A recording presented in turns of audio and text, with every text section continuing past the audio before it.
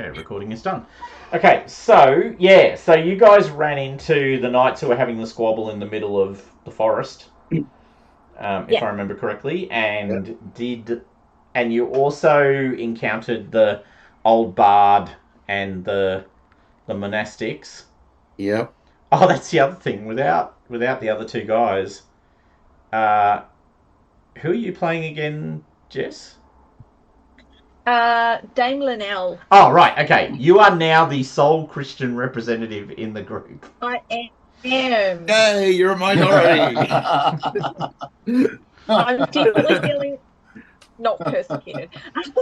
I'm definitely not feeling persecuted, but maybe a little bit. All The right. night is young. That actually, funny story. That may have more impact on the game That's right. than anything else, actually. Because anyway, Look. so at this point, you've made your way, and I can get that OBS screen out of my face. I will pop up the map. Activate. So you guys have now gotten your way through Wandborough, up through the Camp O'Cretin Forest, and you're on your way to Cirencester. Yeah. Which is part of the Duke of Clarence's holdings. And then you're going to head north along. Then you join the Roman road. That's the proper Roman road, that road going from Bath. So that takes you up through Lichester and up into Nottingham and Lincoln. But you are going to Kinnerton, or Kyneton. Kyneton? I don't know how you pronounce that. Anyway, just there. Yeah. Okay, so you settle these naughty knights and persuade them to do the right thing. And Mike and Sir Everine continues his if you look animosity towards the. If you look closely, you can see where I dispatched him with those last few rolls. Lovely. Yeah, I did actually literally go arming sword damage 14. Yeah, that was it right there. So you are now heading up along this road. Now, there's actually so Cirencester is actually not different to Silchester in the sense that they're both old Roman towns. They're both old Roman sort of trading towns. The difference is Cirencester, which is on this really important trade road that basically goes through the heart of Britain, north to south, is far more wealthy and in better repair. So where you approached Silchester and it was quite run down, like it was, there were holes in the walls. The town itself was quite run down and depopulated. As you approach Cirencester, the walls are still mostly intact. The castle in the middle is of a good quality. There's actually a cathedral in Cirencester. So the town just looks better held. Now, my intention wasn't to go through an adventure in Cirencester, so I'm just going to tell you that and then bounce you along to Kinnerton. Good. Let's skip by Cirencester. I heard the food isn't very good there. Yeah, that's right. I've heard it's a very silly place. Right. To give us our Monty Python quote of the day. And without merit. Yes. Now, just for your awareness, I do have an encounter in Cirencester, but I actually didn't intend to run it. Part of the point is that I had specifically written the module with a whole bunch of optional encounters. This one is kind of a repeat of your meeting with Duke Ulfinus in Silchester, except the Duke of Clarence, who's Galantus, is, hates Duke Ulfinus and is also much less is a new man. It's part of the new man movement. Like he's a recent, he's younger, he's a fan of Arthur, he loves what he's doing, has no particular, allegiance to Uther, very different kind of kettle of fish. But anyway, you head north. You travel for several days. It does take a while to get to Kyneton or Kinnerton. When you're approaching Kinnerton, and I will just I literally had it open last night, and so it fell time. There was a poor night. All right, here we go. Da da da. That's all that. You've had all that background. There we are. Oscar. Okay, so 40 miles from Corinium, which is also known as Cirencester. It depends on which map you're looking at. I had a bit of a problem with that actually when I did the module, because the first map I looked at called Cirencester Corinium, and then of course this map calls it Cirencester, so I've now got it Corinium, also known as Cirencester. So 2 to 3 days travel from Corinium along the Great Northern Road. You find the small holding of Kyneton, protected by a wooden wall and a shallow ditch. The community is comprised of a small fortified manor and about 20 homes tightly clustered together within the walled community. As you approach, you see a large number of, well, not a large number, but you see peasants tilling the fields, and you can see that there's been a general effort to clear the land. You can see in the, this is cleared land where the forest abuts directly onto that cleared land. So, as so sort of a mile from Kyneton, the town, is the edge of the Forest Sauvage, or Sauvage Forest. Now, you're riding along the road. I think, I'm pretty sure Kay did make the point that you should check in with Kyneton, the Lord of Kyneton. So, yeah. So here you are. What do you want to do, guys? Okay, so that was Sir Kay who sent us on the mission, told us that we Correct. should stop in Arthur's foster brother. here. I don't. Yeah. All right. And what did he tell us to do with the Lord of Kyneton? Mostly he could give you directions and help you. So it was mostly a check-in with this guy. He's got some useful stuff to say. Okay. Right. Do we know if that? Do you know that these brothers in the forest? Is that Lord Catholic? You can recognize rolls. His name is Lord Oscar of Kyneton. Recognize. I'm so good at recognize. It's my best thing. Oh, look at that. I got 2.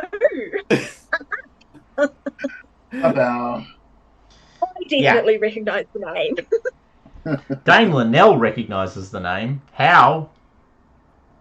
We'll never know. But you do recognise the name. You're wrong.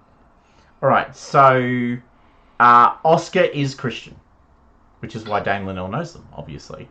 They're specifically Roman, Celtic Roman, Romano-Brit. That's the language I'm looking for. Romano-Brit. They're specifically Romano-Brit, which means probably descended from like Celtic peoples, but fully embraced Roman culture historically, and is a member of the local church. So one of the things that's not well described in this edition of Pendragon, but was a big part of earlier editions, is the division between the native British / Celtic church and the Roman church that was coming in. And so this guy belongs to that Celtic tradition, which is a little bit more, it's a bit more interesting. And actually, Dame Linnell, you come from that tradition. So this is the tradition of, that would be me as well. inheritable monastic land, for instance. So the head of the monastery in Ireland at this point in time is actually going to, celibacy is not a thing. Yeah. for the Let's Celtic keep all the Church. good things. Yeah. It's actually a Roman Catholic innovation to go, we should be celibate. And a Roman Catholic innovation of the 11th or 12th centuries in real history. And all about, we don't want, which is exactly what's happening in Ireland at this point, we don't want people passing down their monastic land to their sons. We want them keeping it in the church. Church. Yeah. So, It's all about like, well, All right. Well, we sally Oh. forth then, I think, and maybe we perhaps we let Dame Linnell do the talking here, the sweet talking. the Sure. most junior knight shall go and present our party at the manor house, or like the big house, whatever they call it. yep, it's a manor. They just call it a manor. Yep. Yeah, It's like it's a manor. I keep on using this language. It's kind of that classic fortified French manor. So it's two stories. It's made of stone. It's kind of a place everyone runs to. It's not a full-on castle, but it's certainly fortified and could provide a point of safety. Yeah. Well, we shall present ourselves there and present our. I'm sure we've got some kind of writ or something from Sir Kay to verify that we are on a mission from Arthur and request their hospitality for the night. So when you come into the manor, you're greeted by basically a head servant. That person is wearing a Roman toga, which of course for most of you is pretty historic stuff, and is kind of very keen to. Is not very keen. Greets you all warmly and suggests that yes, please. I mean, Lord Oscar is always happy to have more visitors, particularly visitors of culture like yourselves. Please come in, and invites you into the manor proper, which is this inside is this kind of when you go through it, what you thought was a French style manor because of the front, which was 2-story, you realise you're actually in a classic courtyarded Roman sort of farm. So what you've got is 4 walls around four walls, and then a central courtyard. Yeah. And so you can actually ride into it. Like the gates, like the doors open up wide enough that you can ride into it. And then the rooms adjut that hallway that you can ride into. And there's an internal balcony, so facing into the courtyard, that goes all the way around the outside. But yes, waiting to greet you once you ride in is Lord Oscar. So Lord Oscar is, and I did check, Oscar is a Roman name for the period anyway. Probably mostly because of the many Gauls and Germans who are now part of the Roman army, but all the same, I did check.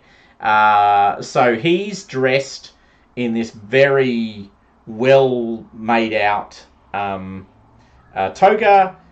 He's got a heavy woolen sort of overcoat, over toga, whatever the right language is, to keep him warm in these inclement climes.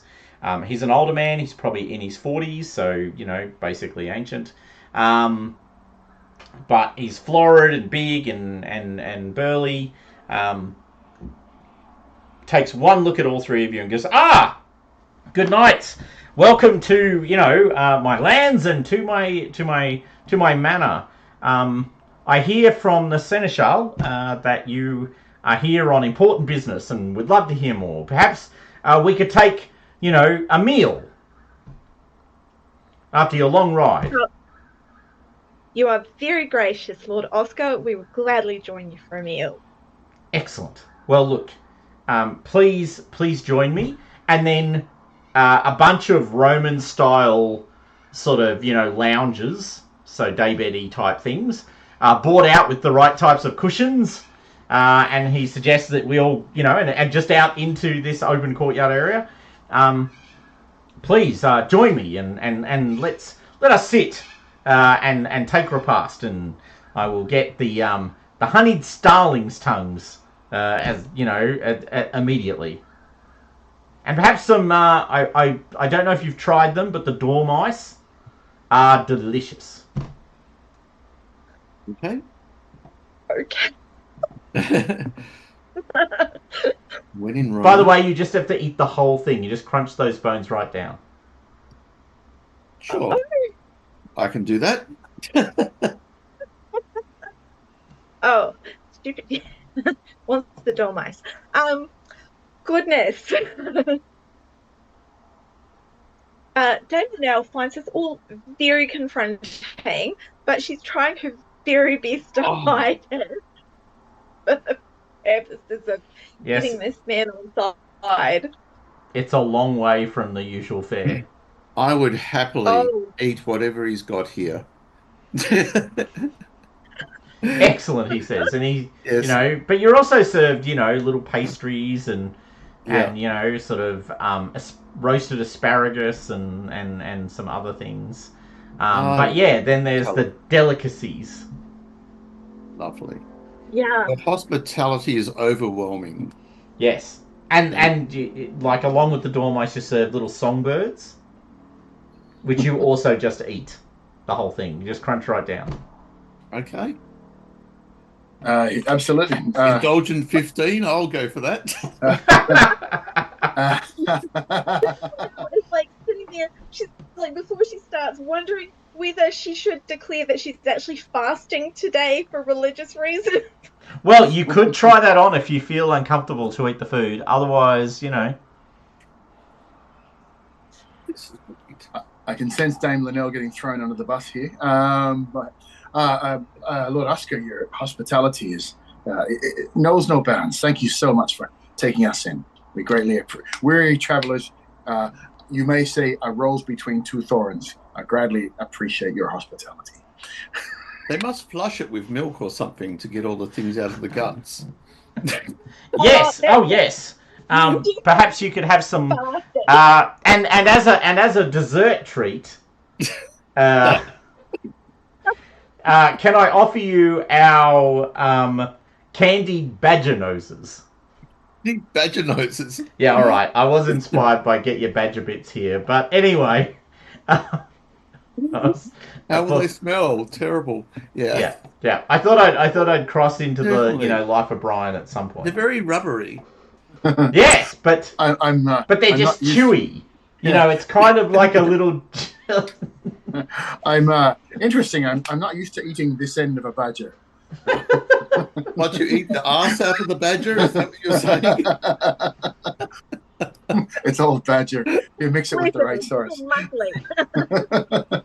That's right. You just need to mix it up, and you'll get the perfect food.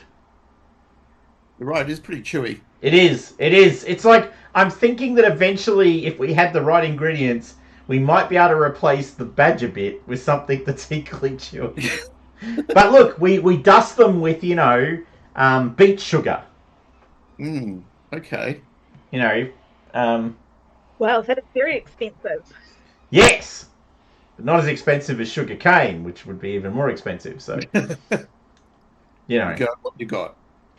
Go what we got. So yes. So you've served Delightful. Every small animal in the region has now been consumed by me. Yes, exactly right. Of. Can I get you all to make a trait roll for me, please? And I am thinking it is indulgent. So can I get an indulgent roll, please, from all of you? I'm now starting to understand why the forest was so quiet. There's no animals left. Sorry, indulgent, yeah? Yeah. I don't think I'm very... Oh, okay. I'm okay with that. You're a pagan. You're going to be good at indulgent. I fail. Because I'm fasting today. Oh, so you're saying you're fasting today? Yeah. Okay, can you make a deceitful roll for me, please? Deceitful. Alrighty. So Irvine nudges Dame Gwenhild when he hears that. Fasting these today. Christians, they're pretty dodgy, aren't they? Of course, you're Dame Linnell. I've forgotten about you. Oh, wow. Wow. What did you? Wow. Good at dissembling. You're a past mistress at telling these types of socially appropriate comments without getting into trouble. Yeah, Wow. absolutely. All right. Your courtesy as well, again, Dame Linnell? I don't know where is my courtesy. It's on the left in skills. Skills. Oh, I got 10 in courtesy. Yeah, no, I'm good at the white lies. Brave in battle, but terrified at the kitchen dining table. So there's Excellent. It's the crunching. it's the crunching. It's the crunching. And putting the beak on the finger and just kind of playing with it a little bit, just with the mechanism of it. Those badger nose kebabs, they get a bit much after a while. Well, no, you get them in a little paper bag, yeah. A little, yeah. Maybe even a cone. Paper cone. Good. Yeah. You know, so exactly cone. right. No, a little cone. You know, the paper's kind of bound in that way. I mean, it's very expensive. The paper's probably more expensive than the badger bits. Well, leather cone. Okay, leather cone. Leather cone, right? Yeah. Okay. Wow. Okay, so having mostly consumed the Roman cuisine without blinking, Dame Gwenhild, Sir Vrain stumbles. It's not clear when, but something. You know what? Rich food. It always. There's this. I was literally listening to the Fall of Carthage today in the car as I was driving around. And there's this fish sauce made of fermented fish gut. Yes. That the Romans and the Carthaginians and the Greeks and everyone were addicted to. Called starts Garum. with garum. Yeah, something like that. Yeah, garum. Garum. Yeah. Yeah. So Garum. and apparently it was super salty and super strong and super. And so Ivrain, who has not grown up near the sea or been exposed to garum, is probably defeated by the garum-coated, whitebait. Yeah. Carp! The garum-coated carp. Oh. That muddy fish. Yeah. Having eaten sashimi carp, I can testify to their muddiness. Things you do in Japan. All right, so... after the meal, Dame Gwenhild and actually Dame Linnell,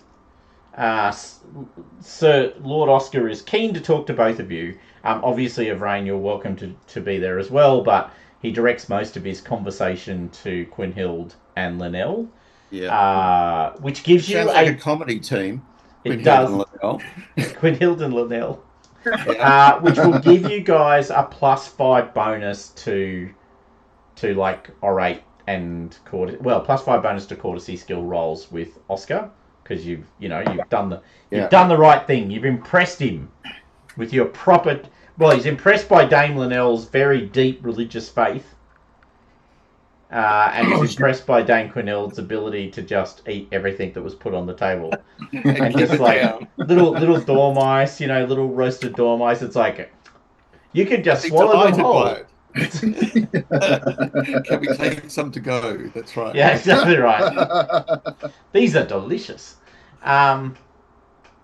I should make the point there was also some less Roman food in the meal. But Linnell, once you were committed to I'm fasting, you were committed to fasting. Fasting, yeah. I'm fasting now. Like there was a perfectly edible sort of sheep and lentil stew that was served as well.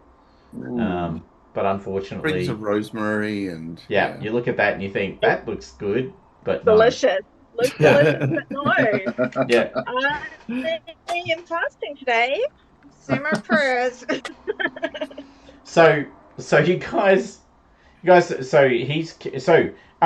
During towards the end of the meal, he says, "Well, now that we've eaten, of course, we can we should take time to discuss. What can I gather you are travellers in my area, and I assume for a reason. Perhaps you'd care to share. Indeed we would. We have been sent forth by Sir Kay Well, at the behest of the High King to speak to two specific lords of the north.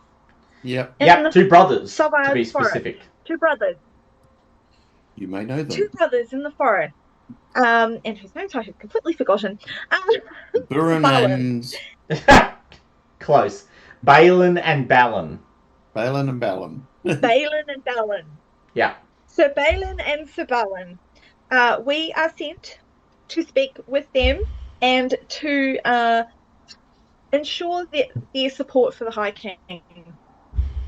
Ah, that is a worthy mission. I can only... I should say that I know of Balin and Balin. They are mighty knights. Balin in particular, the slightly older brother, is a famed warrior. The very epitome of knightly martial skill. Famed throughout the land for his abilities as a warrior. We have heard some tales of his prowess, and we hope to see that prowess turned to the High King's service. And I, for one, would greatly enjoy fighting alongside him if I should ever be given that honour. Indeed.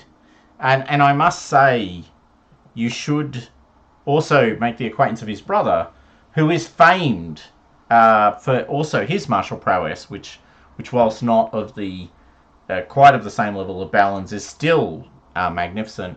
But more importantly, his wisdom, his love for his brother, and his level-headedness. He is a prudent and wise man, is Sir Balin. Yes.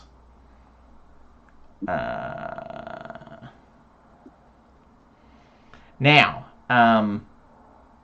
can you all make either intrigue or courtesy rolls? Your choice. And we're Noting, don't forget you're getting the +5 if you are Quinhild or Linnell. All right. Yeah. Yeah, no, my courtesy is better. Why is that not? Ugh. So Finally a success. You just kicked. Wow. Okay. 1. I'm clicking and nothing's happening. Did we have this problem last week? I'm trying to remember. I think we had it with traits last time, but skills seem. I got my traits to work totally fine, but my courtesy is not rolling.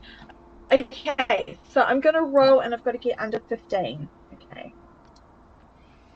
Cool. Ugh. My connection is super dodge. That might be more your problem. It might actually be that you work. It might actually not be a dice rolling. It might be your connection. Yeah. Connection problem. All right, I'm just going to go and grab my charging brick so I can plug it into my phone and. No worries. All right. Well, anyway, we'll wait for Jess to come back, but 2 successes will do it anyway.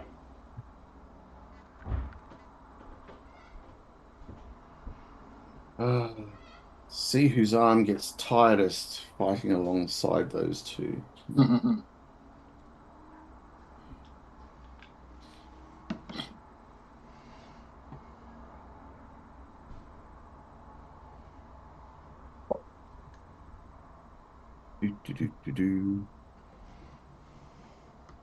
I have but while we're waiting, I do actually have another adventure I'm writing, which I actually think could be easily made a cult adventure. Yeah, I'm very keen to try that. Set around the fall of Mont-Seigneur. So it's the end of the Cathars. It's 11:49. Maybe it's a bit early actually. And you're all in this. So the cool thing about Monseigneur, which is the perfect cult setting, I think, is so this is the last bastion of the Cathars in southern France, and they surrender. They surrender, and then they've got 14 days, I think it is, to make their peace with God before all the people who refuse to recant the Cathar faith will be burnt at the Field of Martyrs, what became known as the Field of Martyrs. Mm. And I reckon that setting where you're all in Monseigneur, this fortress on top of this mountain, you're surrounded by the Crusade, the Albigensian Crusaders, and I've come up with a module setting where you're like really facing into the question of what will you do in response if you were offered options, like by dark powers, you know. Do you want to reject your Cathar pacifism and other things and punish the Catholics? I think there's something in that. I think you could easily run a cult module all around what that looks like. I think that could work really well. That sounds very dark. Yeah, super dark. Because you know what happens if you don't sell out? Like, if you don't sell out in some fashion, there's a couple of ways you can sell out. You get burnt at the stake. That's how it ends. So the good people get burnt at the stake. Yeah. Yeah, I think it could be a perfect cult module. I think it's got cult written all over it. Anyway, I see your dice rolling is now working. Yes. And you made it. Yeah, so all three of you make it, which means all three of you realise that Oscar has not mentioned a single negative trait about either. Like, he's only mentioning the positives. Right. And you also note that Balin got he's a brave knight who's very brave, and Balin got loves his brother, is very wise and prudent and restrained. So that's just the popular belief of these two. So you have a couple of choices here. You can make some inferences and make your decision, or you can try and push Oscar to talk more about the true nature of both brothers, or more about the other characteristics of both brothers. Yeah. And this is still at dinner, surrounded by... Correct. Well, servants, do they count as people? Right, yes. Project yourself back to the Regency. Yes, there were lots of servants. Did that stop you from talking about anything? No. No, fair enough. No.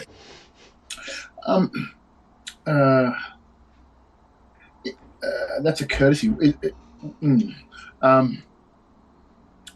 do we do this? I'm not the favourite here, but maybe I can push into it a little bit. And I don't know if this is how it works. I must say, next time I'll probably change that. I'll probably change that to awareness.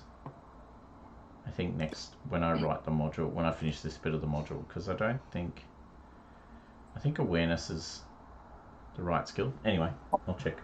Continue. Just a thought I had. I was thinking, and I don't know if I'm sort of like leaning into a role. I was thinking maybe leaning into an intrigue role by perhaps suggesting, whilst I'm sitting a little bit maybe further away, and obviously pushing the fact that my stomach is a bit upset and I'm not feeling my best. Just sort of suggesting. I mean, obviously we've all heard of the brothers' great exploits and their prowess, but I'm yet to hear anyone that they're highly respected, but also kind of feared. And I wonder, is that just because everyone's afraid of their blades, or is there more to that story? I don't know if I'm butchering that a little bit, but just trying to get him to talk a little bit more about that. By all means, it is an intrigue roll. That is absolutely correct. Okay, all right, great. Now, would you like to inspire? Oh, yes, sorry. Yes, let me have a look at that.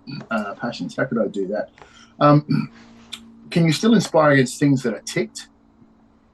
Yeah, because it's per session, not per scenario. So. Right. Okay. Cool. What would I? Well, maybe hospitality. Then I feel. Ono might be pushing because he might be pushing him in the corner. Does that work? Oh, and a success in an unimposed courtesy roll can give you a one-time +5 bonus to intrigue. Oh, really? Okay. So that makes that 15. Okay. Well then, and we can only use the passions once per session. So, look, maybe I'll just trust it as it is at 15. Try that. Sure, go for it. Yeah, sounds good. Watch me fuck this up. Oh, yes. Okay, that's good. That's a good. Hang on. Oh, sorry. It's all right. You forgot to put the thing in. Yeah. Oh, I didn't put that in. Okay, cool. Okay, so you can, to your point, what are they feared for? What are they known for? Oscar does, look, Balin is unfortunately can be rash. He is indeed very proud, which you have no issue with as a pagan. It's actually a religious virtue for pagans to be proud. And he completely distrusts pagans. Oh, good. Well, that's actually good to know. Okay. And he then talks about Balin and makes a couple of comments about the fact that actually Balin's biggest flaw is he unthinkingly follows his brother. So brother loyal to his brother to a fault. Right. In reverse of his better judgment. Right. Balin is by far the wiser of the two, but very frequently just kind of does what his brother wants to do, who is older and therefore technically in charge. Right. He also makes a comment about the fact that both Balin and Balin are very dutiful sons. So they were raised by their mother because their father died during the siege of Tintagel. What's her name? Jean. So Jean, spelt kind of French Jean, Jeanne. So very Norman Frenchy type name. Jean, the Lady Jean, who raised them from birth when her husband died, basically at the Battle of Tintagel. And yeah, so you should be aware that both brothers are very dutiful sons. Don't piss off the mum. And is the mother still living? Yes. Yeah. Yes, she is. He says. Yeah. Don't piss off the mother, and I should stay away from Balin. From Balin. Yes. Or maybe both. Well, totally out, not in this conversation. This is just as players. The mother might be a good angle to work. Absolutely. He does. If you're a deceiving Christian, yes. Not like us honest. Not like us honest pagans. Salt of the earth pagans. Salt of the earth, exactly. That's it. Oh dear. Okay. Well, it's a religious trait for pagans, to be honest. I'm pretty sure it's not. Oh, maybe it is for Christians. I can't remember. I don't think it is. Well, it's not for Linnell. That much we can tell. It's not for me. Well, it's an even split for me. Well, I'm not a very good Christian. Let's put it that way. No, you're not. Because what's your vengeful there, Linnell? 16. Whoa! Yeah. Whoa! You're like, wow. Yeah. burning hatred in my I think- heart for those stupid That's right. Freaking hates pigs. There's one thing she hates more than anyone else. It's those fucking pigs. Little blue painted pigs. that I'm going to be asking Lord Oscar about. So I will just raise that we've heard tales that spies from the north, from the Pictish kingdoms, may be in the forest. Have you heard any rumors of such things? No, but I should warn you that the forest in particular is a place of deep magic and full of monsters and fairies and other things. Like, the forest is genuinely a dangerous place. So be careful when you go into it. The good news is, he says, if you follow the edge of the forest along towards the north, you will encounter Balin's Manor, which is not in the forest proper. It's actually on the edge. So you'll be able to find it, and you won't need to go into the forest. Well, that sounds a relief. Excellent. Not only have you provided us with shelter and fantastic, interesting food, but some wise counsel. We do thank you very much for that, dear Lord. It is my pleasure, and look, long live King Arthur. May he bring peace, and he actually says Pax Romanum. The peace of Rome, back to our fine kingdom, and return us to the heyday of our wealth. After these disastrous wars and other such things. Although those perfidious northerners are, of course, once again seeking to undermine the peace, as they have done so many times before. I only hope their Pictish hearts are torn from their bodies. Need to build a wall. Raise my wine glass. Keep them out. We should build a wall and keep them out. Oh, we tried that. Yeah. Stick the pigs. Yeah. But yes. Look, take rest here, and in the morrow, I suggest you travel on. Go to the edge of the forest and travel north along the edge of the forest, and you will find Balin's Manor. All right. Well, that seems wise choice. We will do that. Awesome. Okay. Nighttime passes. By the way, is everyone completely healed? Is anyone damaged at this point? No, I have no damage. Good. No? Awesome. And so Brains was all bruising and things anyway. So correct. Yeah, because they were using rebated weapons. That's right. Yeah. Okay. Cool. So the next morning, you're able to gather your horses and ride out. Oswald. Now, as you reach the edge of the forest, you pass through the sort of tilled land of this manor house, of the manor and the surrounding village of Kyneton. You then travel north along the edge of the forest.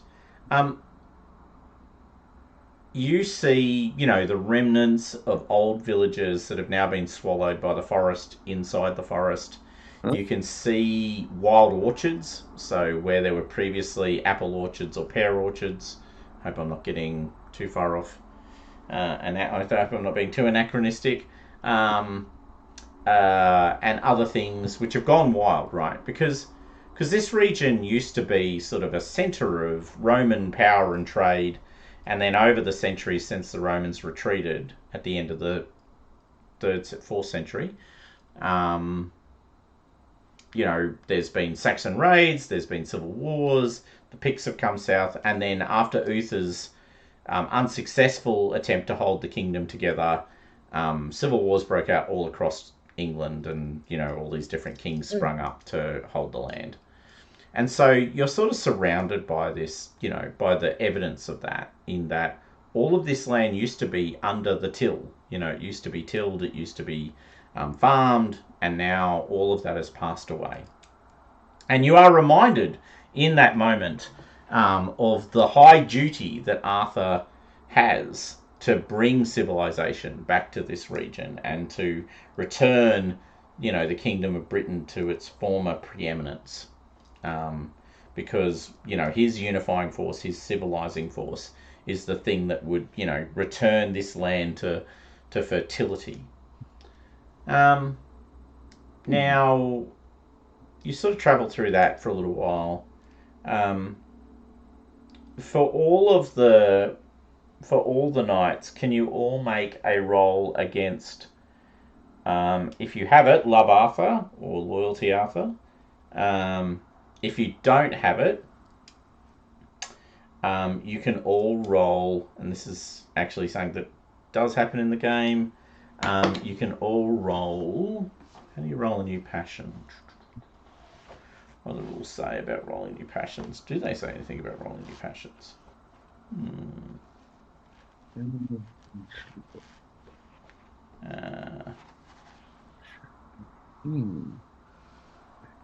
Gaining a new passion. Gaining honor. No. Aggression. Improving skills. That's all skill-y stuff. Just give me 2d6, actually. And if you've already... Does anyone actually have... I don't think anyone has Love Arthur, do they? No. No. Got Station, but that's about it, It's really. not quite the same thing. Yeah. 1, 2, roll. Woo! 4s.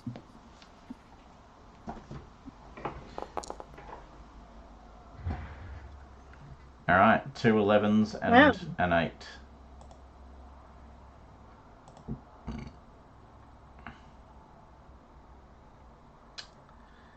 So I think that's going to be... Actually, maybe that'll do. Yeah.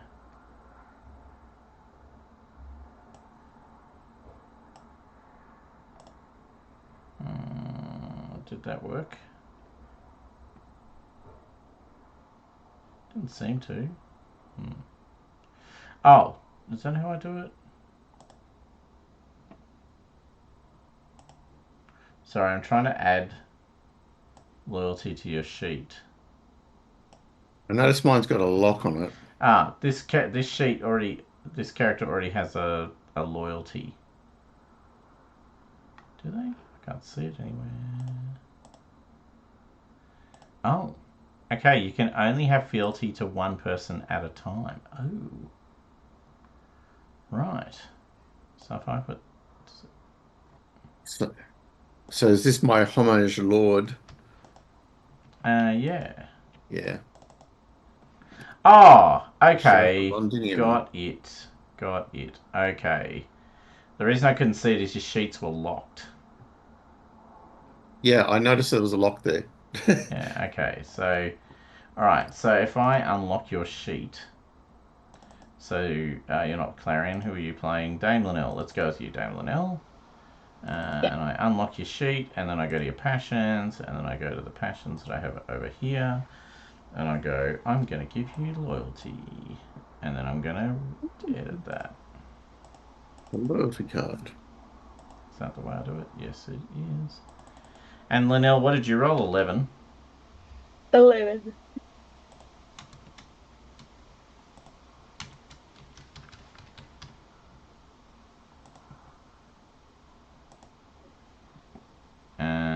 And then if I do that, can you now see loyalty Arthur on your sheet? Loyalty Arthur 11. Yep. Cool.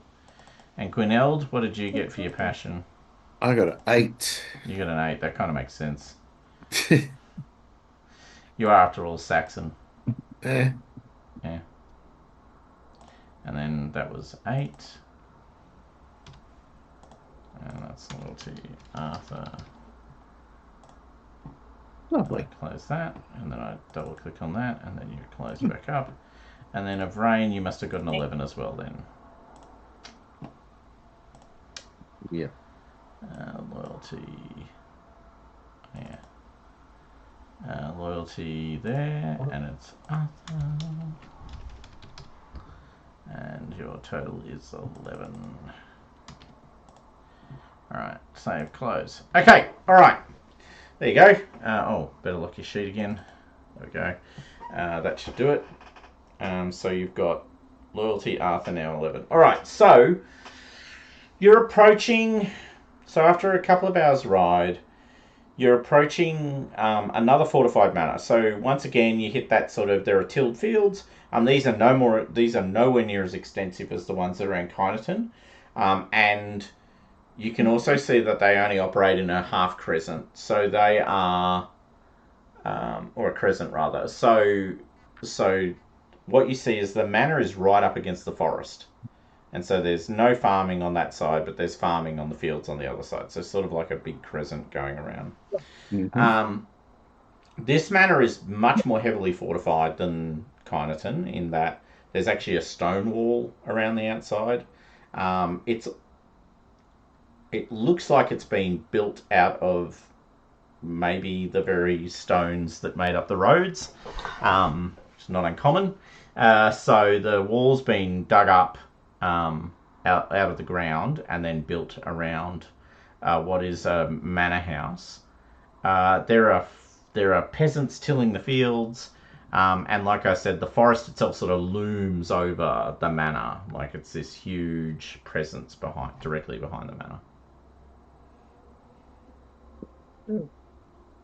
Before we sort of knock or anything like that, should we? I turn to my companions and say, "So, this is where we're at. So, have we a plan? Have we got an idea of how we want to proceed here? Judging from what Oscar said last night, I think I should take a back seat here a little bit." Unless, of course, you want me to, chat up his mum or something like that. But a plan.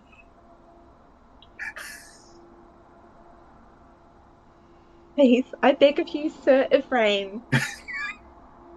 Be honourable and chaste in your dealings with their mother. That's not weird at all. Dame Linnell, you sell me, you cut me deep. It is not as I who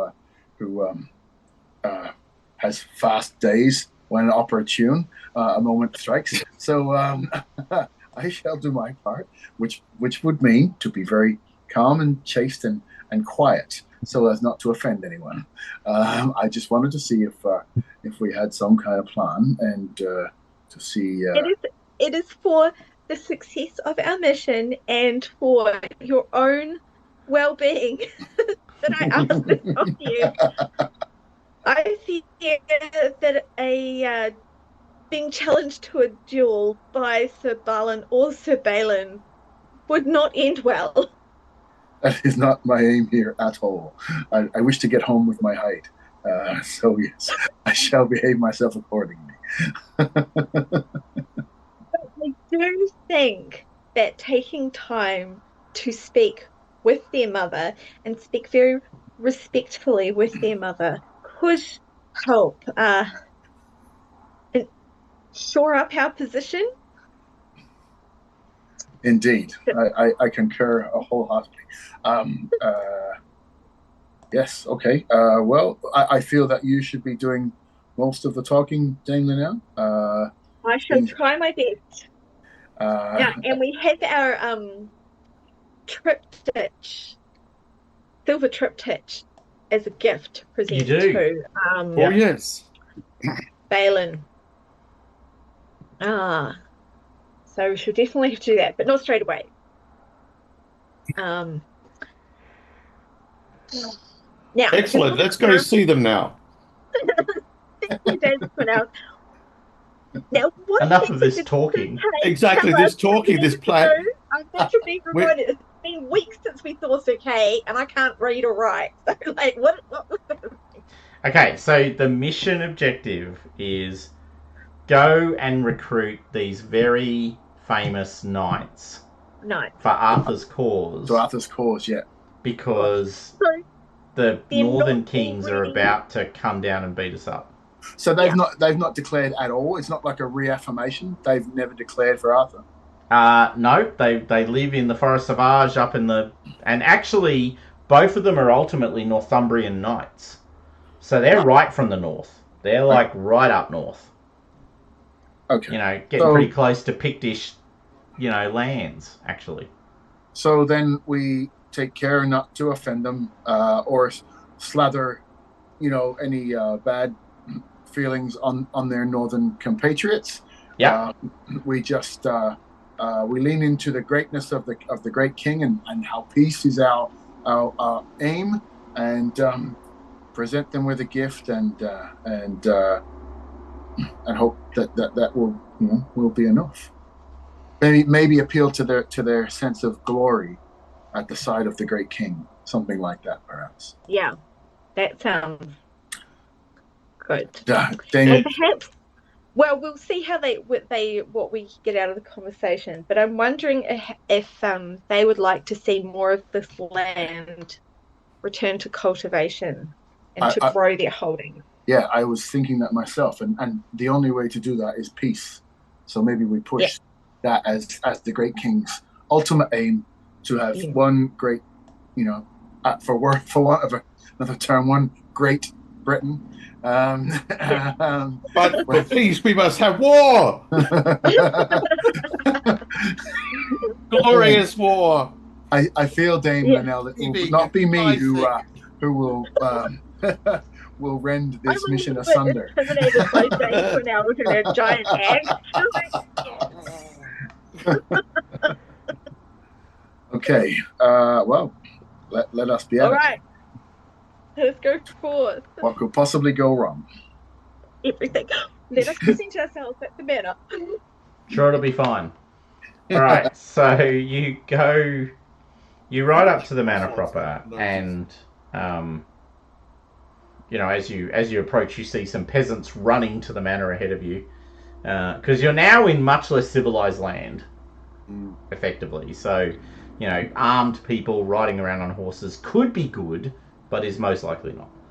And as you approach the manor proper, riding out from the manor is a knight in pretty decent but not super new chainmail, shield, helm.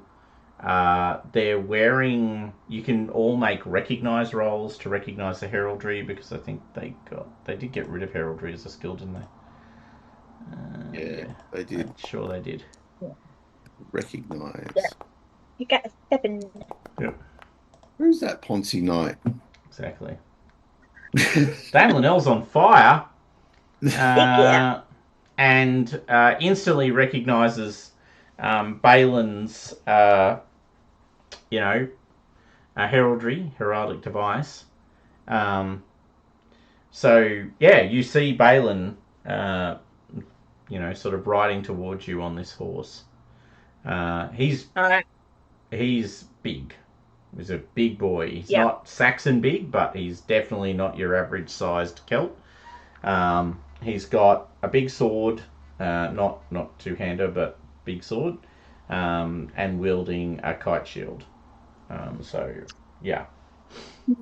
Greetings, greetings, sirs and dames. What brings you to my lands? Greetings, Sir Balin. We are very glad to have arrived here. We have travelled many days to reach you. We come to your lands to bring greetings from the High King Arthur in Camelot. I see. I've heard tell of this Arthur, son of Uther, I gather, and barely out of swaddling. Well, some what you say is true, but some I think maybe the story has not made its way truthfully to you. Really? Arthur is a man full grown, a warrior of great renown, and a mighty king I see. for this whole land. I'd heard that he had to rely on the Odogrants and Clarence to save him from Lot only last year. If I may, my lord, my name is Sir Vrain. I fought under and Lord Leogrance is my liege lord, and a great warrior he was, and a great warrior he is, and absolutely he definitely came to Arthur's aid. But as a wise lord, he has put all of his faith and belief in Arthur as the great king, and we have also done that, and we seek understandings with other great lords and knights around the land, such as yourself and your brother. Indeed. Are you not Sir Vrain the Lustful? My lord, that is not a name that my name is Sir Vrain. The Lustful is not a badge that I would foist upon myself. But as I'm sure as you're aware, we cannot always carry the monikers we would wish. I see, because I recall a rumor that you, Sir Vrain, are famous for having, persuaded 3 women in 3 nights to join you in your tents at the battle that Leodogrants led on behalf of Arthur. That was quite a night of tilting on your. My lord, I was very fatigued and moderately wounded at that stage, so I did seek some ministrations for my health and for to get me back upon my feet, so I might continue the battle the next day. That story may have been misinterpreted on its journey north to your great land, but yes, we all seek succor as we need. So. Well, yes, because I also understood, Sir Vrain, that rumor has it that as a knight famous for his lust, you are also perhaps, my lord, a pagan knight. Is that not correct? Do you not swear yourself to the old gods? My lord, in all truthfulness, that is the case. I do lean, towards the gods of yore. However, as my companions would be able to attest to you, and as the great king himself would say, I treat all with respect that they are due, and in which that they treat me in return. So I take people as they are, and I accept their beliefs as they may be. Yes, I feel that wasn't actually an answer to my question, but well, anyway, I'm sure I don't know what you're talking about. When you say pagan, can we get a bit more of a clarity on what that means? Well, I see. Well, if you are here with Arthur, what brings you to my little nick of the woods? I mean, I'm but a lowly knight. What possible use would Arthur have for a knight like myself? Dame Linnell, do you want to continue that, or do you want me to keep going? Oh, yeah, I was just wondering if Dame Gwinnett wanted to jump in here. Oh, shit, let's not do that. Yeah, I'll straighten up on my horse. Arthur believes in what you and your brother can offer him is not just your strong arm and wisdom, but also your knowledge of the northern tribes. From what I understand, you are from the north, and you would understand actually what this threat actually is, and your support to Arthur would be completely valuable. He, after all, is building a strong foundation in Camelot with knights that serve him of great renown, and there is glory to be had, much glory. Ah, I see. Well, I, for one, ask the question of what Arthur can offer me, but I see that he is actually a great man with a great vision. so he's threatening war against these northern kings, these Lot and Rience and He's the others. anticipating their move against him, and he seeks allies.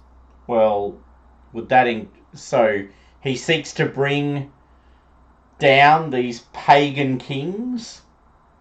I do not know the intentions of Arthur's plan to the detail. What I do know is he needs knights of virtue and strong arms that are invested in this great land. My lord, if I may, I feel that part of the reason that we three knights, were sent on this mission, we are all quite different in our beliefs and in our backgrounds and in our histories, but we are united behind the great king and his urgent, most fervent desire to heal this great land of ours and let it once again be great. If I may be so bold, last night we had the hospitality of Sir Oscar or Lord Oscar in Kyneton. And on the ride here through these lands, we saw evidence of fields that had once been tilled and places that had once had people and communities, and that has since fallen away. And this is exactly the kind of thing that the great king hopes once again for Britain to be. A land Make united. Britain great again.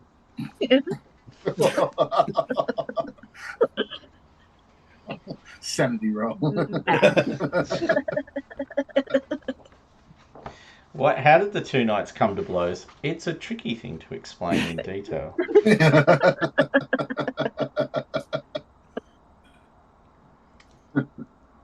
It's the same policies. Keep the immigrants out. Try and build a bigger wall. That's right.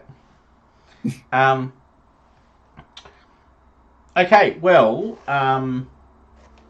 would you like to make an orate roll for me, please? Me? Yeah. Okay. Now, you can choose to... I think this is important. I think I would try and choose... So you can try and inspire. Aspire, yes. And I'd probably go against my loyalty to Arthur, if that's relevant. Absolutely on point, yep. Okay. Now, is that letting me roll? I can't. Let me just try that. No, it's still not working. No. Okay. So I just roll a d20. Yeah. My skill is 11. Mm-hmm. Come on. Oh, shit. Okay. Okay. Well, be that as it may, my orate is 50-50, so I'll give that a try. Actually, failed passion roll. Oh. I'm just going to let my other There's always annoying... a flip side to the coin. Just going to let my other annoying cat in.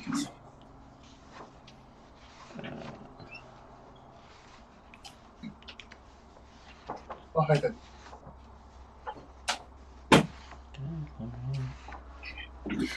One annoying cat comes in, one annoying cat goes out. Yes, I've closed the door to the office so that I can no longer be annoyed. I must say, next weekend, Natty moves out and I get a room. Woohoo! I mean... Bye, son. Love you. Yeah. Dad, why have you organised this sit-stand desk? No reason, son, no reason. There's the dragging of furniture.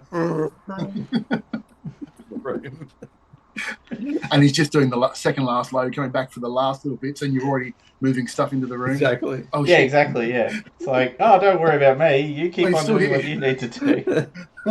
Right. Your mother made me do it. Oh, it's 1d6 plus 6 for a new passion. Oh, there you go. Good to know. Failure, passion, crisis, C for dole and sorrow. Dole and sorrow. On a fumble, there's one way to... Passion crisis may also occur when you're inspired and fail spectacularly at the task at hand. Oh, there you go. Was it spectacular, though? Because it wasn't a critical fail. No. It's not a... You don't lose anything. So that's when, if you do a crit fail, which is 20, I guess, then that's when that... You have a crisis of faith, effectively, on it. Suddenly we have 2 Christian. Against the passion that triggers the crisis, depending on the modifier. Oh, okay. You make a roll against your passion. Okay. Oh, well, I should have played these rules on the weekend. This would be more fun. Make a roll against your passion again.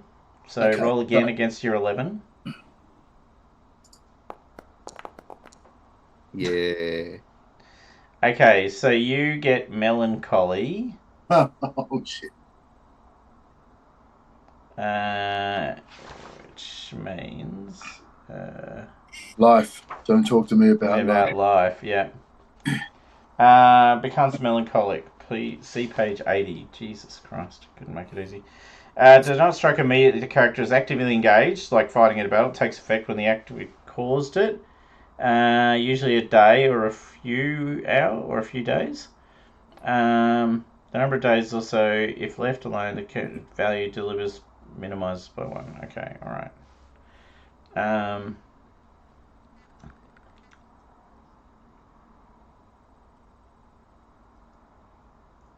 Oh, okay. You can make... People can try and help you recover, but you're only going to be it for a day, and it's not going to affect you immediately. So, yes.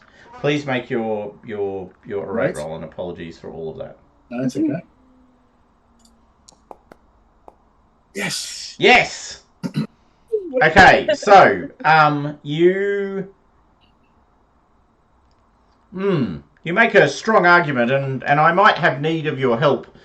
So join me. And he turns his horse around and rides back to the manor.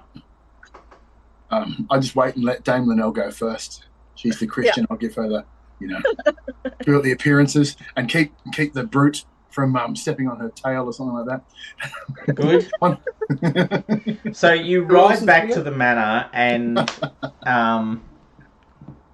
Balin and Balin greet you at the manor. When you see him, he takes his helmet off. You're all in trance. Like, this is a beautiful man, but not only that, he just projects absolute confidence. Like, this is a guy that he has no doubts. Take that of what you will. He's absolutely certain that he's the best thing since sliced bread, and he's not afraid to tell everyone that is the case. But you also feel, you can also see his face is drawn. Some horrible thing has happened recently. It stands out like in a heartbeat. You can see it directly on his face. He turns to you and goes, "Good nights. You must tell me of Arthur, but I have need of the assistance of knights brave and true. For my mother has been kidnapped by a miscreant, a perfidious sorceress knight, who did enchant her and steal her away in the night." Writing this module was nightmare, because I kept on writing N-I-G-H-T and K-N-I-G-H-T in the same sentence. And the number of times that I swapped those two was embarrassing. It was just terrible. I'd be writing a sentence, word, like the nights at night, and I'd get the two words. I'd spell them wrong, and it was just like, oh my fucking God. Oh God. Evening is a fine word to Yes, describe. I have realised since that I need to use the word evening, not night, and it will get me over that problem. Alright, so, but his face is you guys can instantly recognise the absolute anguish. Right. Yeah, like I'm reading it right now, and I've literally written, "A knight, a foul miscreant, has kidnapped his mother in the dead of night," spelt with a K. There we go. And made off with her into the forest. So we're not only playtesting, we're proofreading as well. Yeah, as we go, yeah. As we go. Well, Yeah. that's top. This most base affront to all chivalry and honour, Sir Guy Dulac, a man of low morals and even lower conduct. Now, can you all make recognise rolls when he mentions the name Sir Guy Dulac? And, specifically, Sir Evrain, you may add a bonus of 5, for he is a famed pagan. Okay, so when I click on that, and then is there a bonus to the roll? And that is 5, yeah? Yeah. Okay.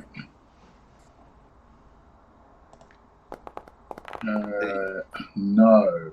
Damn it. Critical! Woo! Gangrel. Maybe it's a guy even made a pass at you at some point. Maybe. Wouldn't be beyond him. All right. So, bizarrely, Evrain does not recognise Sir Guy.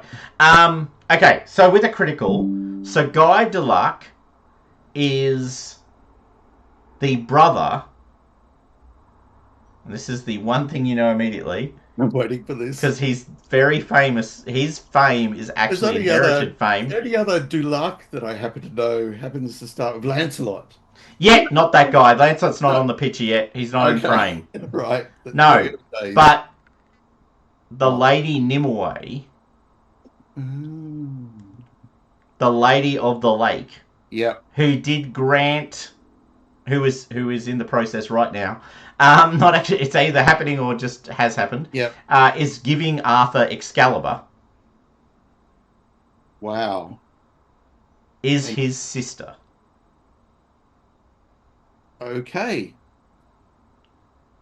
All right. Well, with my extreme recklessness, I say we'll go and retrieve your mother from this notable knight. Because he's a notable knight. Absolutely. He's a reputable knight. He's a reputable knight. Yes, and the reason because the reason why I was in this armor was I was literally about to ride out because my mother was stolen away in the night through fairy magic. Yes, fairy magic. It could be quite a challenging thing. Yes, confronted with it. Yes, because not a noise was heard, and only magic could possibly explain how he was able to get into the manor and steal my mother away. Indeed. He enchanted her. Yeah. I understand he's a very fair knight. My lord, just before my companion goes charging off into the forest, may I ask how you it was Sir Guy? Oh, he has been around trying to woo my mother, but she is a goodly Christian woman. Of course. And, of course, also my mother. Well, I feel I can say... would never betray my father's memory in such a way, so we did warn him away, and then last night he wielded his fairy magics and enchanted her so that she might leave without raising a noise. Well, I feel I can speak on behalf of all of us and say, even were we not here on a mission for the great king, I feel we would definitely choose to help you in any regard. So you may count upon us. Can I count upon you, Sir of Rain, even though this guy is some pagan knight of some fame? My lord, I believe in the great king has made me recognize that one thing that we lack and he would like to bring to help make Britain great again is a circle of knights, if you would, not a brotherhood, a personhood of knights, men and women of singular cause. Yes. Yeah, the companions of King Arthur. The companions of King Arthur. There it is, right there. A nice ring to it. So yes, we will. If you can furnish us with any information as to where he may have spirited her away, we'll be on our way. Well, I am going to come with you, of course, but my brother Balin will stay here protecting the manor in case she escapes and is able to return. But yes, we should ride into the Forest Sauvage, which I should warn you is full of dark fairy magic, which is why Sir Guy comes from it. And we shall rescue my mother from his evil enchantment and return her good Christian self to the manor. Is that a wolf I hear off in the distance?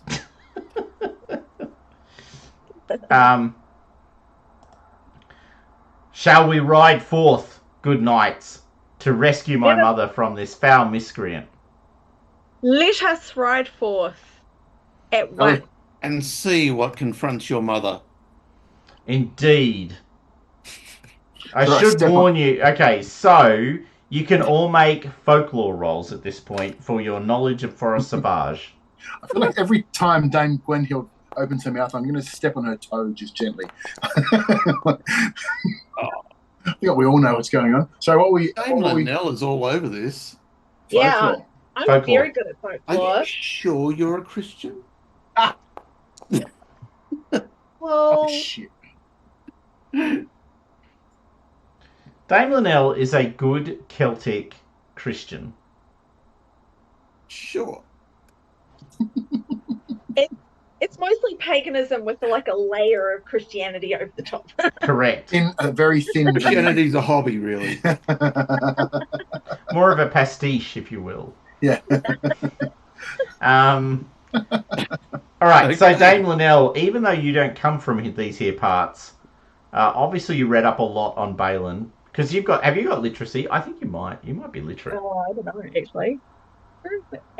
Literacy. I've got very poor literacy. Yeah, but you can read, which is like I spent years basically living in the wilderness and hearing just all the stories. exactly.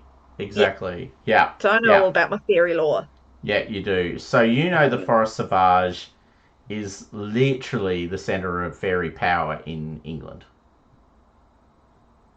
So it is genuinely dangerous, not pretensy dangerous. Like this is a genuinely dangerous place. There are powerful fae who hold courts in the depths of the forest, and monsters can be found in abundance. Which, of course, to Dame Quinild's point from earlier, it's all about the glory, and this is a glory nirvana. Absolutely. Sharpening the I've axe. got so little glory, like I'd like a little bit. Well, yes, but no, you have much glory, Dame Linnell, for you are a knighted knight, and therefore have received. Is that a knighthood at night? Is that an evening night? Yeah, that's right. It's a knighted knight.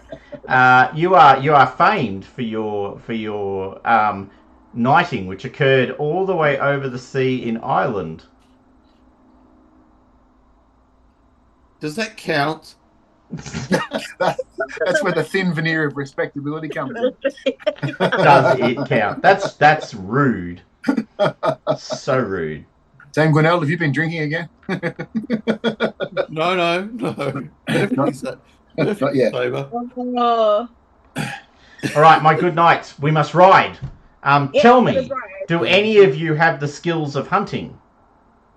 Do I Or have awareness, by the way. Awareness or hunting will work. I have some hunting. I have a little of both, Awareness. my lord. Yep, a little of Let's both. roll some awareness. No, I've got no idea. There's trees Okay. everywhere. There's trees everywhere. What was that, a squirrel? No. Oh, yes. Oh my god. I was like raised One-upmanship in on this. grubby hills of gorse. By or critical Oh, again. again. something. Hunting in the Forest Sauvage. All right, so you ride into the... Oh my god, a critical. Wow. Jeez, you're on I'm fire. so pumped to be here. Yeah. Ready for the glory. All right, so as you move into the forest, Balin insists on leading. First of all, he is the most glorious of you. and the most senior. He actually owns a manor. He's not a household knight in the sense of, working in someone's court. He's got his own lands, which he holds in trust. He's also got other lands, but they're all in the north, so they don't really count. So he insists on leading you. Quinhild. So the forest is, it's kind of Mirkwood level forest, and so to explain what that means, Mike, everything is dark. There's that. Have you watched Excalibur? You've seen Excalibur, right? Yeah. All right. So the first scene where Arthur's running through the forest, sorry, and there's owls and other things that mysteriously pop up. So it's dark. There's no natural light. The trees close in over the top of you as you follow this thin, sort of deer trail through the forest. Balin is absolutely certain he knows which way to go. You guys all begin to realise reasonably quickly that Balin is well, and Quinhild, you recognise this immediately. You can actually see the tracks of Sir Guy's horse.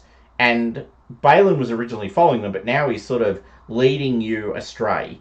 Now, can I get everyone, please, to make a awareness check? An awareness check, please. Yes. No. Nope. No. When you say no, you mean no. All right. So, Evrain, you can hear a harp being played as you move into the forest. You can hear this sound of this harp, and it's beautiful. Like it's perfect. It's the most beautiful piece of music you've ever heard, and you can hear the sound of this harp being played, and it's a confusing melody. It changes tempo, it changes sound, changes pitch, and it does it really regularly. And it's playing in the background all the way through, and you realise no one else can hear the song. I would try to call a halt. My lord. Wait, can you stop, and get everyone's attention to stop and see if I can draw their attention to that. Is it coming from anywhere in particular, or is it just coming from everywhere? Okay, do you have play instrument as a skill? I do. I've got 8 in play instrument, yes. Wow. Okay. Make a play instrument roll with a +5.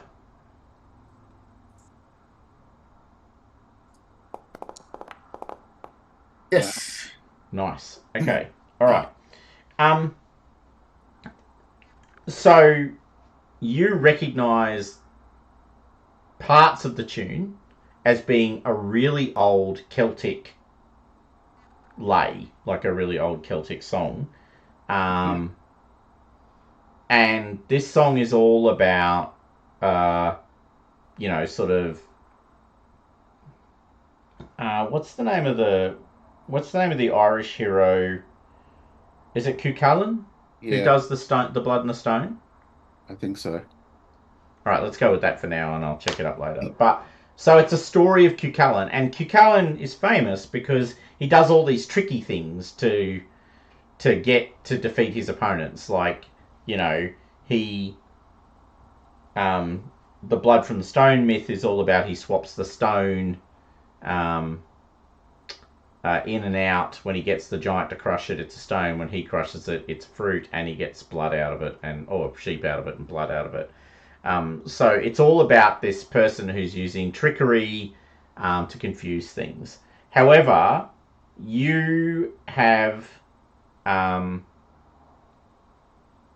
you've got a bonus now to so you can try and track the sound of the music. To your point, make another awareness roll or hunting roll. You get +5 to either. Okay, I'll go awareness. It's better if that's all right. By all means. Is this basically going to? Well, I'm just knowing that we've got a track here to follow. Is this eventually leading us the same way? No. God, it was so all right. close. So what happens?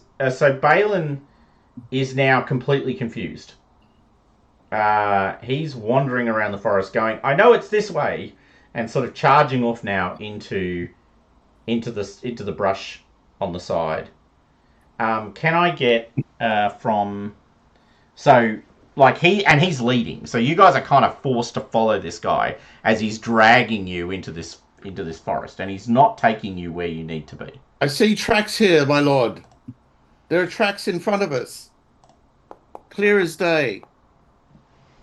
All right. Well, I don't know what you're talking about. They're clearly this way, he says.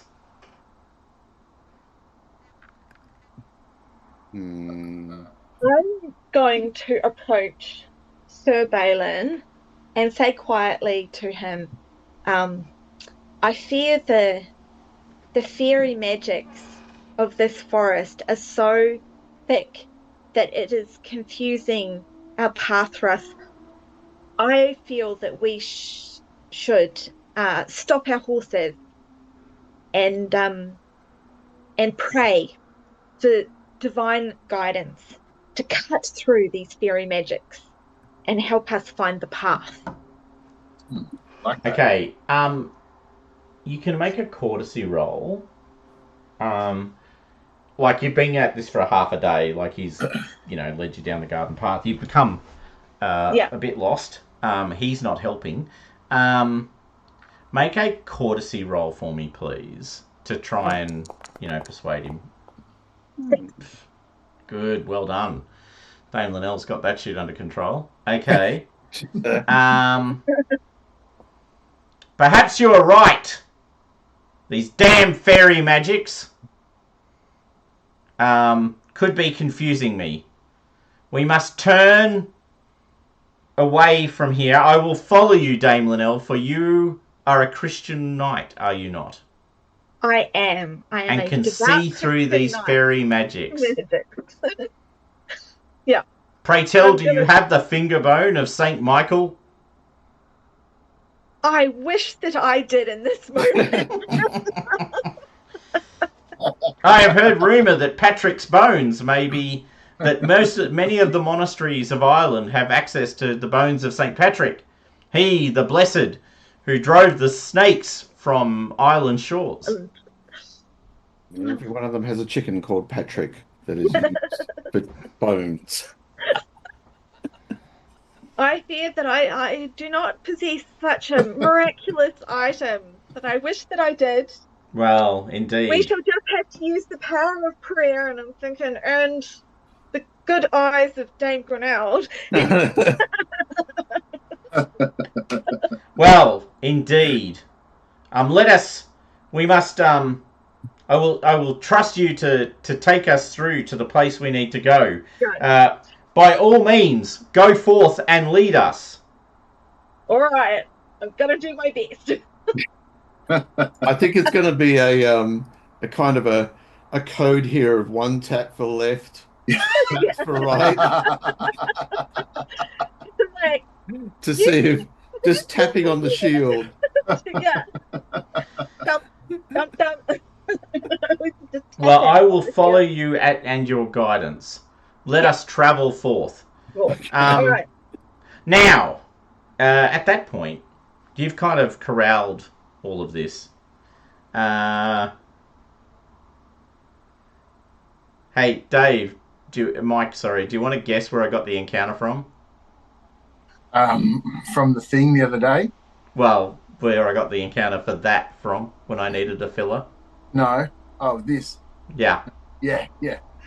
I sat at the table. I was worried that we were doing this and that I should just shut up. Because when I saw the character names were all the same as well, I was really worried. So, can I get you all to make one last awareness roll, please? I really hope I can make this. The final awareness. There's always one last awareness roll. Oh, Oh! shit. That's 3 taps on Well, the shield. you're clearly busy talking to Balin. So Yeah. did that +5 that I had before only lasted for that one awareness roll, or can I still hear that music? Yeah, it's not applicable to this role. Yes. Yes. And Quinhild? No. Niet. We're all just madly looking at banging the on our ground. shields. Okay, Linnell, you're surprised. Actually surprised. Yeah. Alright. Evrain. You're in the undergrowth and you see something small with a point moving through the undergrowth towards you. With a point. There. Aware, and draw my shield. Sword. Okay. Suddenly, from the undergrowth leap 3 little goblins. They look like little goblins. They've got little red caps on their heads. They got little axes in their hands. They're wearing big hobnailed shoes. Oh, shit. And they attack you. Now, Linnell, you are caught completely by surprise Heck yeah. with that fumble. So, unfortunately, I'm going to roll completely by surprise on you. I'm just going to use this guy, although I'm going to...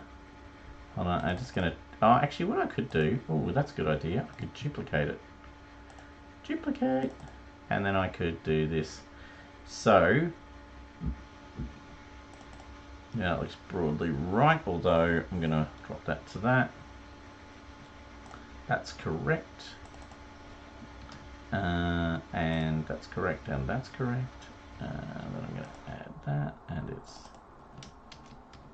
X, and its value is...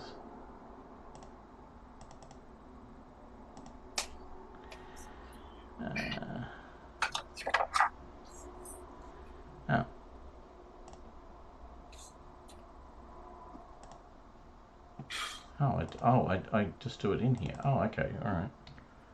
13. I mean, if this guy's such a good knight, he should be able to clean him up by himself, right? Exactly. If.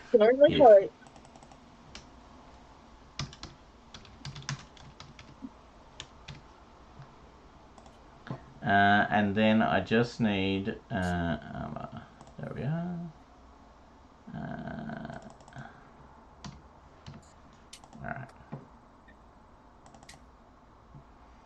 Alright. Okay, so if we go to the combat sheet, activate, and then let's see if this can be made to work. Okay, yep, that's what I did. That's exactly what I did. Oh, sorry about the bandit name. I thought I'd changed it, but I'm not going to worry about it for now. Alright, there's 3 of these guys, and there's Dame Linnell on there. There's Evrain on there. And then there is Quinhild on there.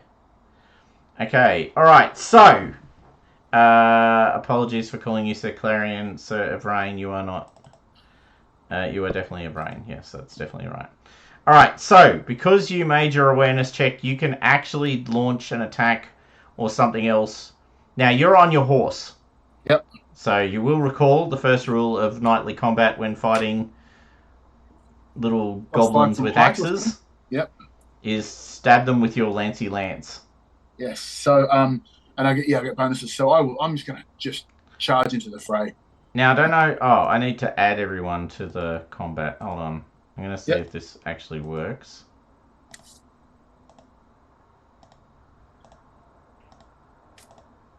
All right. Is that now everyone is there? And I'm gonna begin combat. All right, and we're going to start with you, Sir Evrain. Yep. So target something, right-click on it, select the little target symbol. Hang on, sorry, I just don't have enough room in this thing. So where am I? There? Yep.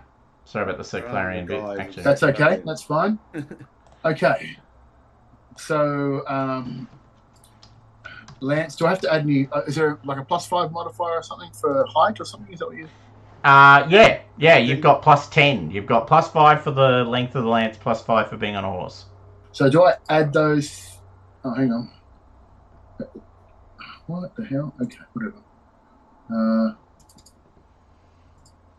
I'm getting a lax permission to update chat message. What the hell does that mean?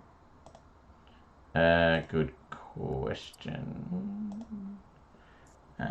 Serve rain. You've got full ownership. Save changes. Is it because I'm not actually a character on that sheet? Like on that? Oh, no, I am now, aren't I? Yeah. Yeah, I'm just going to try it from my side, if that's okay. I can just restart it if you like. Refresh it. Let's just try this. I just want to see if it'll let me roll the attack. I think Yep. these are of rain attack lance pending. Right. Yeah. Okay. Oh, yeah, because I need to roll mine. Ah, right. Which is my axe. So I'm getting -10. Yay. And then I do that. And then I go, and then you go, we go resolve. What? Can we do that? You need 2 checks. Oh, do I need to target you? Is that why it's not working? Maybe. Let's try and do that again. Axe. Attack. No, that's not. Okay. Let's try resolving it. Need 2 checks.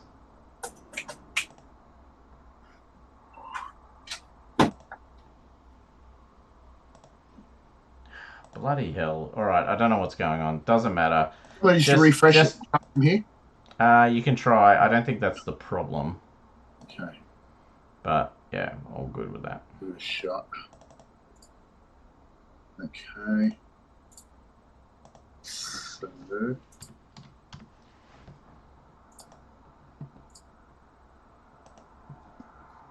It's all red. Let's see. Yeah, okay.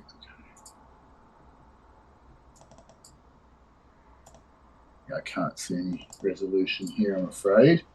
Shall I try the attack again, or am I still... There you go. There it goes. It worked. Okay, that time it worked. Okay, alright. Wow. You're good at your lance. Jesus. Yeah. Yeah, better than good. Technically, it should be 25. It will be 25. It's adding +5. That's what it's going to do. I'm just going to murder this cat for a second.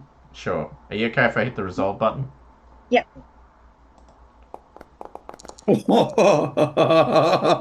And then roll damage. Oh, Jesus Christ! And then can I just do... Does that give me the option of... And then wash. Got him on a stick.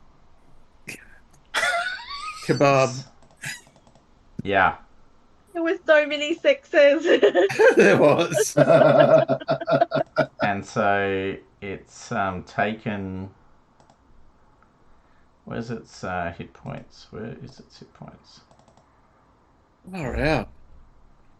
Yeah. That hit would leave me with 1 hit point. Well, that hit leaves it with a bit more than that. 4 hit points. Wow. Rob, the other day at the con, a guy who was playing Dame Quenhild rolled an extreme success and rolled 11d6 for that axe. So, yeah. Nothing to live up to here, no. No, dang. So, right. Yep. That guy is officially going to have a bit of a dirt nap. Good.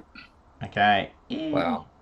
Oh, did it just put dead on all It 3 of killed them? all of them. Yep. It was so impressive. Okay, alright. I don't know what's going on. Alright, anyway, I'm just going to delete that one. Alright, Quinhild, you don't get to use your lance. Yeah.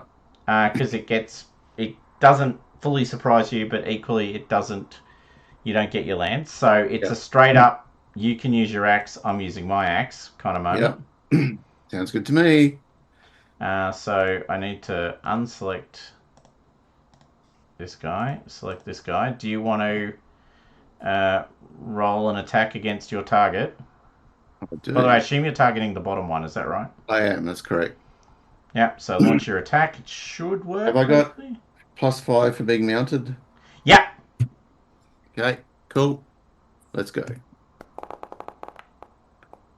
Oh, that was close. Oh, And then That's all right. I roll my axe skill against you and go, I'm taking a -5 because I don't have a horsey.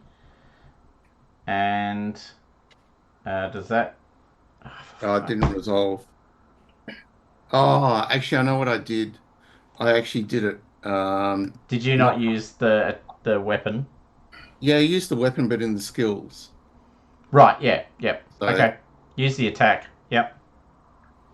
Yeah, I gotta find it again. Attack, attack, attack, attack. To combat. That will be that one. That will be that one. Okay, great axe. +5. Let's do that. Let's play this game, everybody. Okay. Oh, yeah. Hit the resolve button. Go for it. Oh, I've got no option for resolve. Oh, I have to do it. Okay. Needless to say, you were the winner. Oh, roll the damage. roll all of the dice. Holy shit! Not as good as yours, though. 19. Ha ha ha ha ha. Crunch. Alright, so Fight in your general direction. there must be some way to apply this to him, and it's not happening, and there's no way to edit it. I'm actually finding this sheet a bit annoying, actually. Anyway, he took 9 hit points off that. Nice. By the way, they have... I should have mentioned this earlier. They have little iron fingernails, or at least steel-looking fingernails, and their skin is like iron. I didn't notice. Natural armor. I didn't notice as I ran right over the top of it. Now, Dame Linnell, you cannot make a roll. No. And you also don't have your shield. It's on my horse, isn't it? Yeah. Well, you just don't have it in position. You just don't have it on. Yeah. So this little guy comes out of the darkness screaming at you and just attacks you. It's going to want me to do something about that. Okay, I see the problem. If you can't defend, I'm just going to roll. Oh. Oh.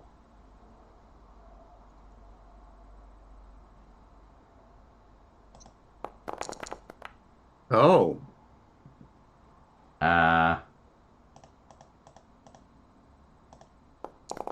Oh shit! Their skill is 13.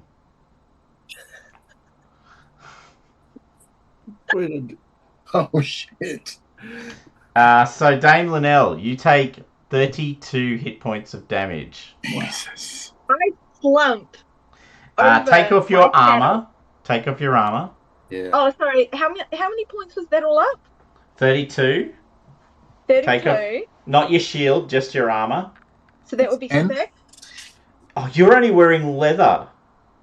Well, I've got 2 numbers here, 12 and 6. So I'm No, assuming you've got the 6 is 12. The 12 is the one you've got. The shield is 6. Oh, okay. Well, I've got 12. So you've taken 20 hit points of damage. Damage. Yeah. You need to make a major wound roll for me. Okay. Because I'm pretty sure you've taken a major wound. Yeah. Which means I'm pretty sure you need to make a con roll. Okay, so that's how I do the major wound rolls, by rolling con? Yeah, so 198 major wounds.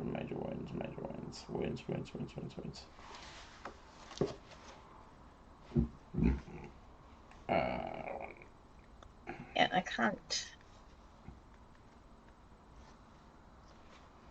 Okay, healing and recovery. Near death, fighting beyond debilitation, suffocation, unconsciousness. Poison wounds, falling objects. Oh, yeah. So I've got this here, major wound is 19. So because I've got 20 hit points. Wow. Then... Wow. Oh, that's right, because you've got 19 constitution. Yeah, I'm really tough. Yeah, it's the Celt. It's the kilt. Wow. You could go all night. Okay, so taking damage. Major wounds. Damage with single blow is greater or equal to the major wound characteristic, i.e. a gain to con is a major wound. You cannot shrug off this damage. You go unconscious. The debilitated box must be checked. And yeah, so for now you're unconscious. Okay. I've checked debilitated and unconscious. So yeah, I'm slumped over my saddle pommel. Yeah, so basically you were talking to Balin, persuading him that we need to work together, my friend. Or when they sustain a major wound, they collapse to the ground, select the horse. You may attempt emergency dismount to safely slide off your horse, but we're assuming you weren't on your horse because you were talking Balin down. And yeah, you've been smashed to the ground by this little red cap. I've got to say, nothing personal, but on the weekend I must have rolled 20 attacks per adventure with the red caps, and in every single case except for the very last one, I got one hit out of that 20 each time. You made up for it now. And the last fight was actually really tough. Like, the players actually ended up, the red cap, they didn't get as many of the red caps with the lances, which makes all the difference. And then they were suddenly getting swamped by the red caps, and the red caps were like rolling with their axes. It was a nasty fight. I can't do first aid on myself. Damn it. Actually, I've just realised something. You don't have a shield up. So I've got some really good news. I actually only roll 4 dice against you with the axe, not 5. Because the axe gets a bonus against shields, which I've just added in because I can't be stuffed working it out every time. So actually, you only took 27 hit points of damage, which means you didn't take a major wound. Because you didn't have your shield in the way. Which means you only took 17 hit points of damage. Which means you are both conscious and not majorly wounded. Yeah. Oh, good. I'm hurt a lot. You lucky bastard. You lucky bastard. Alright, but that's the end of that combat round. So, at this moment, Linnell is deeply in trouble. The little goblin is going for her. Balin has seen off his goblin, because he's, even in his most confused state, he's the most famous warrior of Britain at the time, so he's not worried by little goblin scum. But, Sir of Rain, back to you. You don't have anyone to fight. You've stabbed it.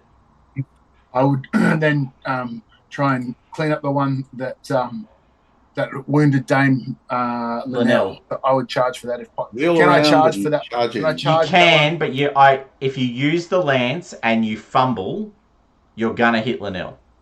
Like lances, charging into the middle of combat with a big lance against a guy who's literally 3 foot tall is, brave decision. That makes sense. But if I get +5 for a lance and +5 for my height, is that right? Yes. It's not possible to fumble. So you can't fumble. Yep. So, anyway. Yep. No, it's true.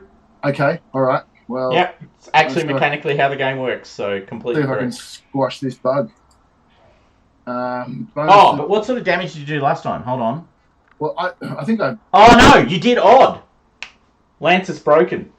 Oh, it's broken. Okay. Well, then I would draw my sword, because I figure that my magic guy can't get here in time. So I just draw my sword, which I think you said was like just a +5 or something. Yeah, it's right? +5 for height. You get +5 for being on the horse. Okay. Well, I would do that, and I'm just basically trying to, if nothing else, keep it away from Dame Linnell. Go for it. So then I'd attack with +5, which should mean I can't fail. What's happening here? I rolled the dice, but nothing's going on. No, it has. It's waiting for. Oh, it's waiting for you. Sorry, I forgot about that. No, you're right. I'm gonna use. Well, it's gonna defend itself against you, not Yep. Linnell. Makes sense. So you're only allowed 2 checks for a combat roll. Only allowed 2 checks. Oh, come on. Okay, all right. Let's see what happens if we just hit pending. Partial success, which doesn't help me. Success for you, which does help you. So you can roll damage, please. I don't have a shield. Okay, so 4d6, yeah? Yep.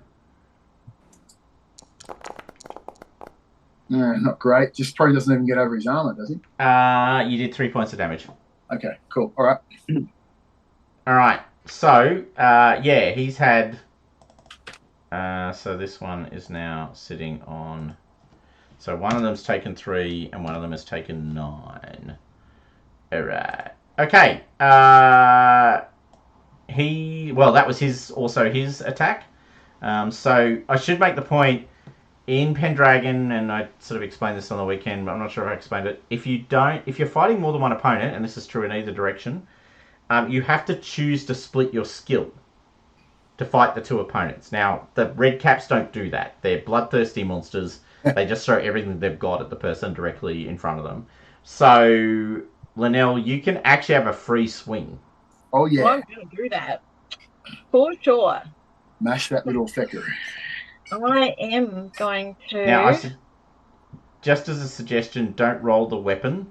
Just roll your sword skill. If that's what you're using. No, I was going to do the weapon. On the Yeah, don't roll the weapon because then it will expect me to do the thing and I'm not going to do the thing. Oh, that makes sense. Yeah, cool. All right, so I will find my sword here and roll that. Yeah. Yeah, that's a success. Roll your damage for your sword. Interestingly, you can just roll damage directly off your weapon if you want. Okay. How do I do that? Do you go back to the combat screen and then I'll roll the damage? Yeah, that's what I did, yeah. Right. There we go. Okay, you do 1 hit point of damage. However, you get a knockdown, Evrain. So I need to make a dex roll. Which I fucking fail. Okay, alright, so it's on its back at the end of this, which means you guys get an additional, well, actually Linnell will get an additional +5 and you'll be at +10. Okay. Alright, now, Quinheld. I've got you. I've got you right where I want you. Alright. So great axe roll, you don't, Like, what's a reflexive modifier?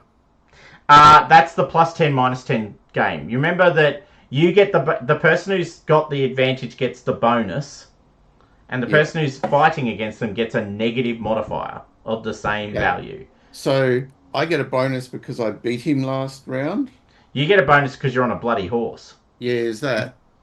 I have to make a dex roll for that one as well. Sorry, good point. To see if I'm still standing. Yeah. I am still standing. So you just get the +5 for being on your horse. Okay, alright, here we go. And I get a -5 in return.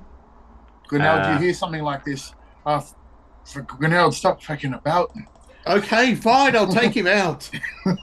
Stop nagging me. Alright, resolve. I failed. You didn't. Roll all those dice. Do it. Lots of. Holy shit. Pretty average. Wow, that's a low roll for you. It is. I know. Tell me about it. Alright, it's still standing. You see, however, once again, it needs to make a dex roll. So it might not be standing, actually, it might be laying down. Nope, still standing. This one's good on its feet. Ripped its toes into the ground. Correct. It's like a little... Stuck its end of its hobs into the ground. Correct. Those are good hobs, those shoes. Alright, so at that point, it is... Evrain's go again. Sorry, Evrain. Okay, cool. Got one lucky shot and he thinks he's a god.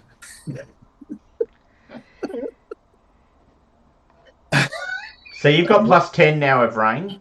Okay, cool. So do I put anything into the reflexive modifier or just no? Yeah, plus 10. Yeah, so 10. That's in the reflective. Okay. Yeah. Actually, I'm interested to know, and sorry, this is an experiment. I'm not going to do anything. I'm not going to put in my own modifier. And just see whether it applies the reflexive modifier to both, just to see. I'll keep account of what I actually roll and compare it to what I actually... my score should have... so the scores don't go above 20 on the rolls? Is that right? It does apply, because now my skill is 3. Right. Okay. So it's given me 5 and taken 5 from No, you. it's given you 10. You're going to get a bonus to your dice roll any second now. Okay. So when I hit the resolve... Yeah, because you rolled an 8, but it's given you a 13. So it's applying the plus 5. I thought that you get because you've got 25, which is 5 above 20. Right, okay, cool. Yep. So dice, damage. Yeah, roll it. Oh, shit. Oh my God. They're steel skin, man. They're tough. They're tough. Seen lots of ones in these rolls. You are rolling very poorly. All right, Linnell, roll your skill. Yeah. Now you're getting plus 5. Oh, yeah. All right, so do that. 5. Oh, I thought that was going to be a 20. All right. Yep, and damage.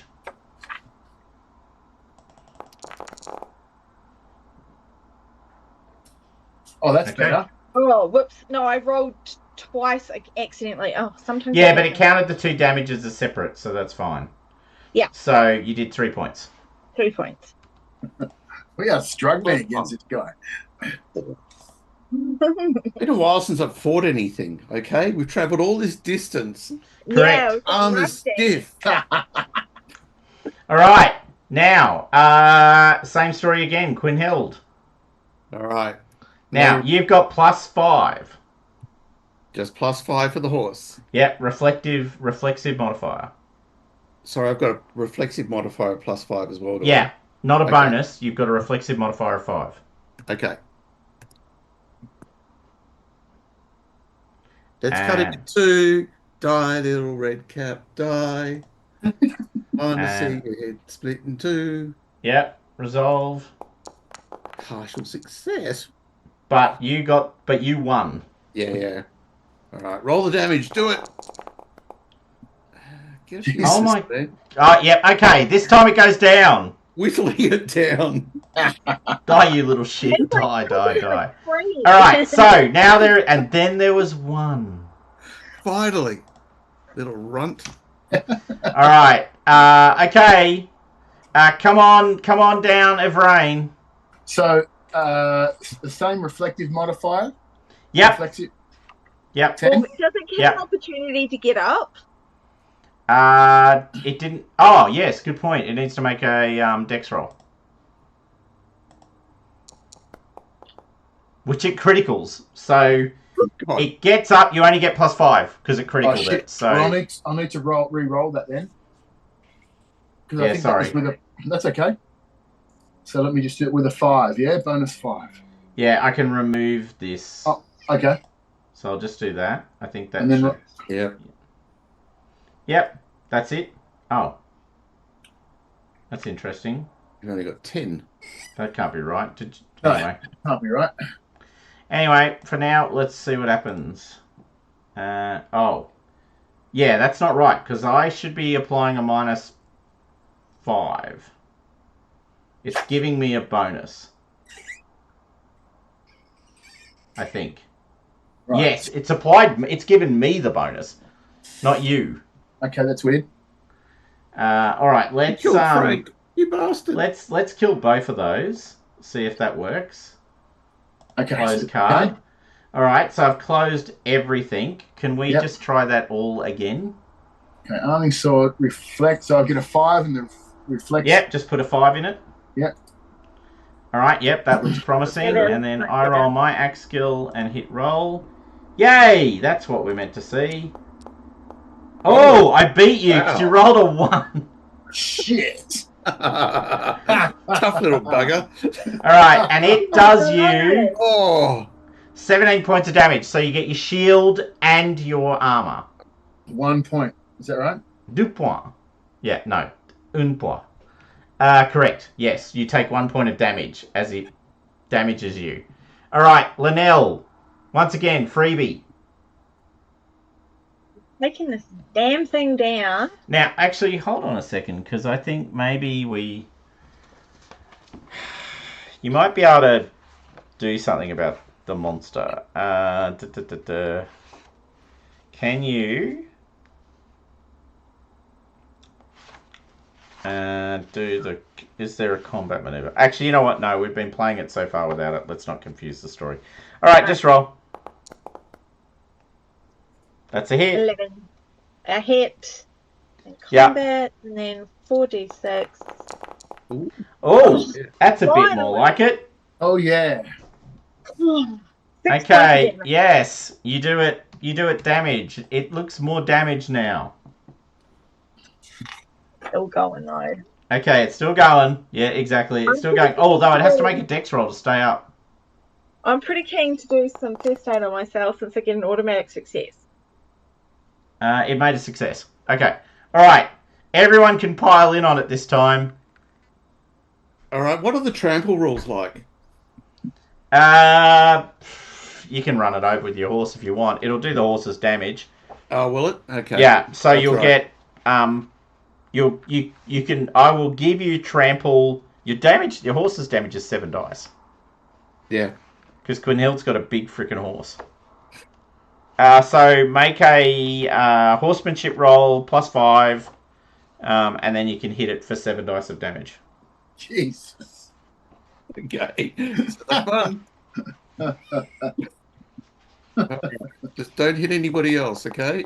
Oh, roll. Oh. That'll do it. Yep. Okay. Now roll 7d6. Would your horse even notice that it ran it over? Okay, where is my horse? There we go. You may not be able to roll damage. You may have to do it from the dice pool. All right, actually, I'll do it from my axe because my axe is actually 7d6. Yeah, perfect. That makes sense. Yep. Just roll 7 dice. Oh! Fucking hell! Finally lands a decent blow. I'm not going to get the axe in, but Right, so that 17 points exceeds everything, and it lays down on the ground and dies. Alright, so at the end of the fight, Dame Linnell. Oh, Quinell, I see you've arrived. Well, First aid, Dame Linnell. don't stop me. Yeah. So I remembered that because I prayed to Saint You Caventia at did. the monastery, Yes. I made a note of this. I received her blessing and I get an automatic success on a first aid roll. yeah. You do. Lovely. Automatics, I should have written automatic crit. So you can get a D3 plus 3 hit points of healing. Okay, so Oh, yeah. Didn't I get one? No. We got our little so vials. that's You got a little D3, vials. A D3 plus 3. Yeah. Okay, so I'm going to do this and then divide by 2. Yeah, and then add... So you get 4 hit points of healing.